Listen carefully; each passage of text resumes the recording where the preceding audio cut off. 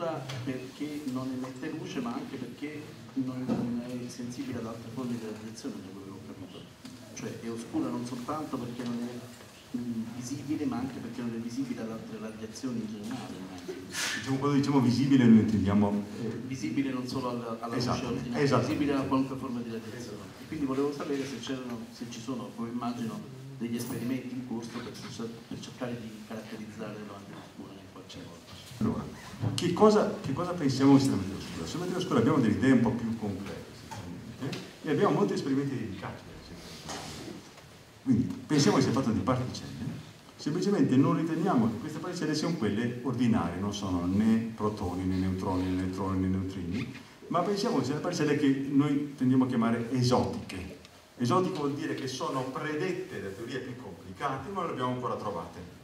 Okay? Allora, è oscura, vi dicevo, perché in tutta la gamma elettromagnetica non emette, quindi subisce altre forme di interazione, ma non quelle elettromagnetiche. Questo è importante perché ci permette di caratterizzare in qualche modo. Si tende a cercarla o per via indiretta, perché cosa succede? A volte queste particelle oscure si scontrano con altre particelle, emettono radiazione, dallo scontro nascono radiazione e quindi vediamo indirettamente i fotoni che sono arrivati da questo scontro, per esempio, oppure decadono, cose di questo genere.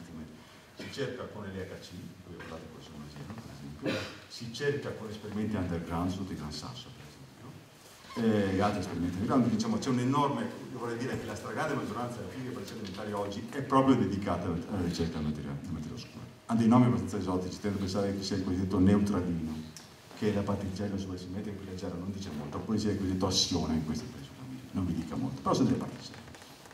Se dovessimo sbagliare, immagineremo delle altre particelle. In qualche modo la ricerca di quelle particelle ci dà comunque delle informazioni. Perché non può essere materia ordinaria? Questa è la domanda interessante. Perché noi abbiamo dei vincoli molto molto stringenti su quant'è l'ammontare massimo di materia ordinaria che può essere presente nel cosmo. Noi sappiamo che non può essere di più di quel circa 4% di cui abbiamo detto. Come lo sappiamo? Lo sappiamo perché c'è la cosiddetta nucleosintesi primordiale degli elementi leggeri, cioè noi sappiamo che la materia oggi è fatta principalmente di idrogeno e poi in massa c'è circa un quarto di elio 4, di elio ordinario. Okay? Allora, la formazione dell'elio è stata fatta prevalentemente nell'universo, non nelle stelle. Allora, affinché l'abbondanza osservata di elio 4 e di altri isotopi, litio 7, elio 3, deuterio, eccetera, eccetera, sia quella osservata, bisogna che la quantità di materia ordinaria sia esattamente quella che abbiamo detto. Non possiamo sgarrare. Se sgarrassimo anche di poco, salterebbero tutte le abbondanze e sarebbero in disaccordo con l'osservazione. Quindi possiamo pensare che c'è una parte che non vediamo, ma non può superare quel 4%. Quindi possiamo avere materia oscura ordinaria, certo, lo possiamo avere, ma non può superare il 4%. Quindi quell'altro 23% è altra roba. Io vorrei fare una domanda su quando lei ha parlato delle galassie, no? Ha identificato, oltre allo spazio, guardare le galassie molto distanti, anche come tempo. Ma lei ha detto, io guardo le galassie molto distanti e vedo il tempo molto passato. Ma quella galassia che guarda noi, cosa vede? La galassia, io posso sempre pensare questo. Spero sempre che un extraterrestre a un certo punto mi mandi un filmato come da bambino.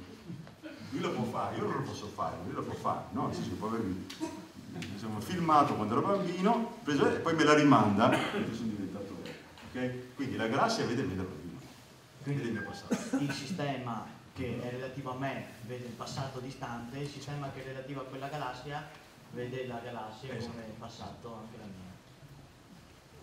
Diciamo, c'è una struttura causale, tanto per fare un salto nel presente. Voi sapete che è stata questa claim, come si dice, di misurazione della velocità dei neutrini più grande della velocità della luce. Va bene, su cui si è molto discusso, diciamo, dall'esamento di quasi tutti i fisici di estremo scetticismo, cioè grande fiducia in chi ha fatto l'esperimento, grande certezza sul fatto che da qualche parte c'è qualcosa che non funziona. Okay? Perché? Perché se davvero fosse possibile misurare la velocità maggiore della velocità della luce, violerei il principio di causalità, che sarebbe disastroso. Violare il principio di causalità significa che posso fare i viaggi nel tempo. Come si usa dire, vado dietro nel tempo, uccido mia madre e non posso nascere io, allora come faccio? no? Okay. No, perché non abbiamo questa conferenza dopo, quindi non è possibile. Se posso, io volevo porre un'altra domanda. Lei ha parlato anche di meccanica quantistica qua durante le ultime domande. Io mi ero posto una domanda. La meccanica quantistica, quando è apparsa agli onori della cronaca, che lei sa che implicazioni epistemologiche ha avuto, cioè nella filosofia della scienza, che implicazioni ha avuto il fatto che sia qualcosa di probabilistico, che un qualcosa potrebbe esistere come no? Che implicazioni ha avuto? E soprattutto l'ultima cosa che ha detto, che è il terzo piano, quello di essere noi stessi possibili oggetti quantistici, perché essere osservatori però dentro un sistema più grande potremmo essere anche noi quantistici. Che implicazioni ha avuto in una filosofia della scienza?